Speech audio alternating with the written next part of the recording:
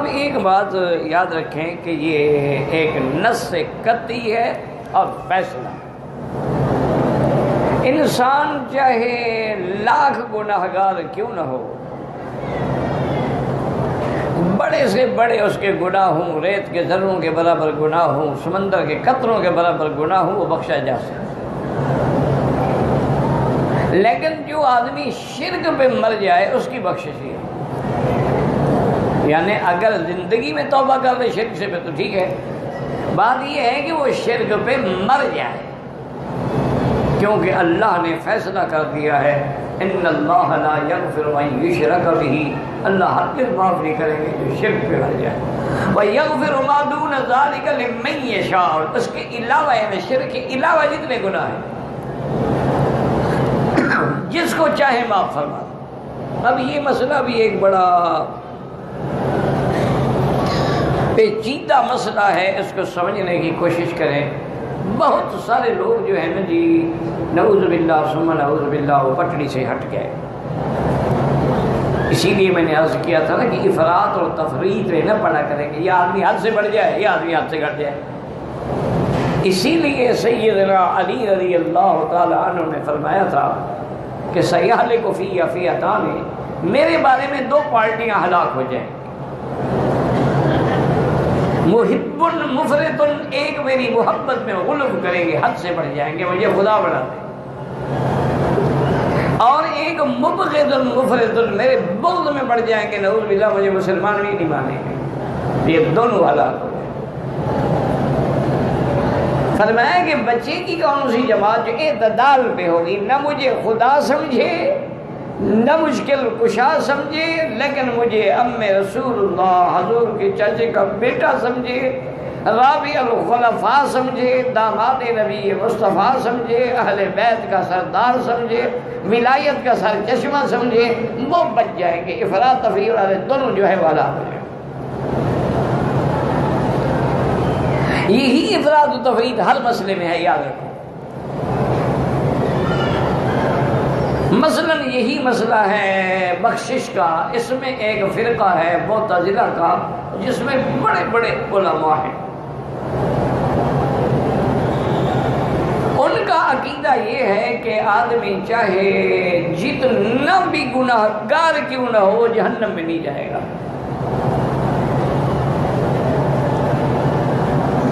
وہ کہتے ہیں کہ قرآن مقدس میں ہے کہ جب جہنمیوں کو جہنم میں ڈالا جائے گا تو سألہم خزنتہا، فرشتے پوچھیں گے الم یأتکم نذیر، تمہارے پاس ڈرانے والا نہیں آیا، اللہ کے پیغمبر نہیں آئے، کتابیں نہیں آئیں؟ قالوا بلی قد جاءنا نذیر، کہیں گے ہاں بالکل آئے، لیکن فکذبنا، ہم نے تکذیب کی، ہم نے نہیں مانا۔ تو جب ہم نے تکذیب کی تو پھر ہمیں کیا نفع ہو سکتا تھا؟ تو انہوں نے اس آیت سے استدلال کیا کہ جہنم میں اس لیے ڈالے جا رہے ہیں کہ پیغمبروں کی تکذیب کی، تو جس نے تکذیب نہیں کی وہ جہنم میں نہیں جائے گا۔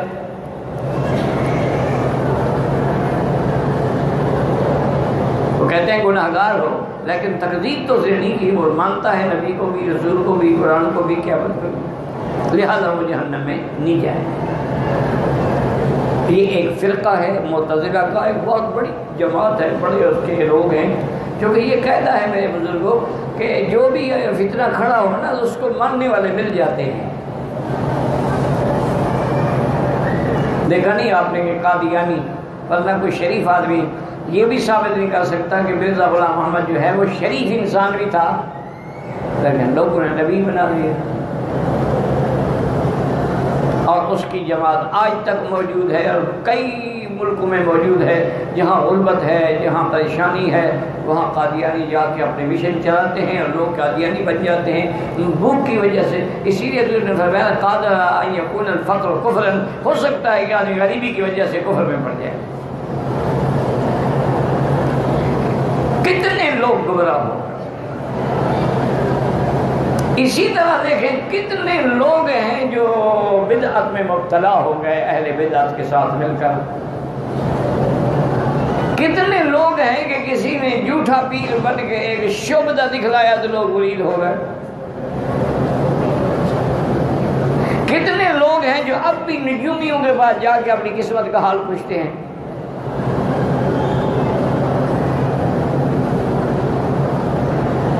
تو اس لیے ہمیشہ یاد رکھیں یہ ہوتا ہے۔ اچھا وہ یہ کہتے ہیں کہ بھی کوئی فاسق جہنم میں نہیں جائے گا،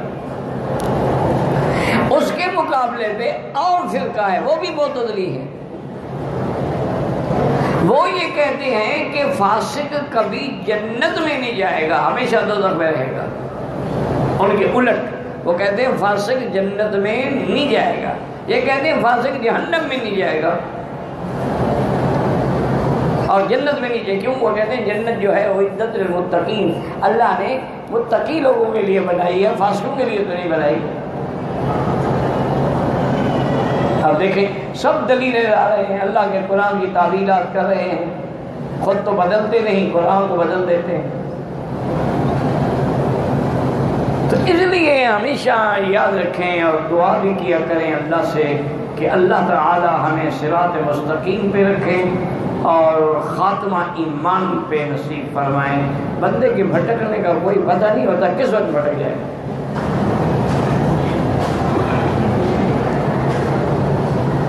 عقیدہ اہل سنت والجماعت جو ہے، اہل سنت والجماعت سے مراد یہ بدعت ہی نہیں ہے، یہ کہاں سے اہل سنت ہے، یہ تو اہل بدعت ہے۔ اہل سنت کا کیا معنی؟ حضور کے طریقے پہ چلنے والے، والجماعت کا کیا معنی؟ صحابہ کا دامن پکڑنے والے۔ اگر صحابہ کا منکر ہے تو وہ بھی اہل سنت والجماعت سے نکل گیا، اور حضور کے طریقے پہ نہیں چلتا، بدعت پہ چلتا ہے تو وہ بھی اہل سنت سے نکل گیا۔ وہ اہل سنت تو نہیں ہے کہنے کے لیے جو مرضی آئے کہتے رہے۔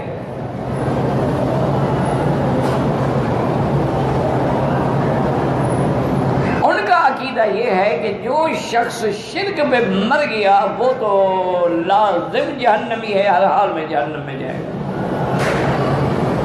یہ نص، اس میں دو باتیں ہیں ہی نہیں۔ اب وہ چاہے نبی کا بیٹا ہے، حضرت نوح علیہ السلام کا، کفر میں مر گیا جہنم، نوح کی بیوی ہے کفر پہ مر گئی جہنم، لوط علیہ السلام کی بیوی ہے کفر میں مر گئی جہنم، حضور کا چچا ہے ابی طالب، محسن ہے، چچا ہے، جان نثار کرنے والا، لیکن ایمان نہیں لے آیا تو جہنم۔ بلکہ اللہ سے، اللہ کے پیغمبر نے غم کا اظہار کیا تو انک لا تہدی من احببت، ہدایت دینا آپ کے ہاتھ میں تو نہیں ہے، وہ تو میری مرضی ہے میں جس کو ہدایت دوں، ولیکن اللہ یہدی من یشاء۔ تو اب سمجھیں جو شرک میں مر گیا وہ جہنمی، اس کو نہ کوئی سفارش چھڑائے گی، نہ شفاعت ہوگی، نہ اس کے جہنم سے نکلنے کا کوئی حل ہے، خالدین فیہا ابدا، ہمیشہ جہنم میں رہے۔ ایک آدمی ہے وہ مشرک تو نہیں ہے لیکن فاسق فاجر ہے، گناہگار ہے، شرابی ہے، قاتل ہے، زانی ہے، ڈاکو ہے۔ اب اس کی دو حالتیں ہیں، یا کیا اس نے توبہ کر لی؟ اگر اس نے توبہ کر لی تو اللہ اس کو بھی جنت میں بھیج دیں۔ جب آدمی سچے دل سے توبہ کرے، لاکھوں گناہ کیوں نہ ہو اللہ معاف کر دے۔ جیسے ایک آدمی نے 99 قتل کیا لیکن سچے دل سے توبہ کے لیے جا رہا تھا، اللہ راضی ہو گئے۔ اچھا ایک آدمی ہے فاسق ہے، فاجر ہے، ڈاکو ہے، زانی ہے، شرابی ہے، اور افسوس یہ ہے کہ مرتے وقت توبہ بھی نہیں کی۔ کئی لوگ ہیں نا، دیکھا نہیں آپ نے کہ نشے میں بیچارے مر جاتے ہیں، اب وہ نشے میں مر گیا اس کو کیا پتا توبہ کیا ہوتی ہے۔ کئی لوگ ہیں وہ ڈاکہ مارنے کے لیے گئے، مالک گھر کے جاگ گئے، فیل کھولا، مر گئے، کب توبہ کرے گا؟ یعنی وہ فاسق ہے، فاجر ہے اور توبہ بھی نہیں کر سکا، لیکن مشرک نہیں ہے۔ ایک بات یاد ہے، تو اس کا معاملہ کیا ہے؟ عقیدہ اہل سنت والجماعت کے مطابق تحت مشیت اللہ، وہ اللہ کی قدرت و مشیت کے تابع انشاء عذبہ و انشاء غفر لہ، اللہ چاہے تو معاف کر دے، اور اللہ اگر چاہے تو اس کو عذاب دے جس کے جتنے اس کے گناہ ہیں، اس کے بعد اس کو نکالیں گے جہنم سے، ہمیشہ نہیں رہے گا جہنم۔ انبیاء کی شفاعت سے نکل جائے، حضور کی شفاعت سے نکل جائے، قرآن کی شفاعت سے نکل جائے، حافظ قرآن کی شفاعت سے نکل جائے، اولیاء اللہ کی شفاعت، وہ نکلے گا ایک دن ضرور،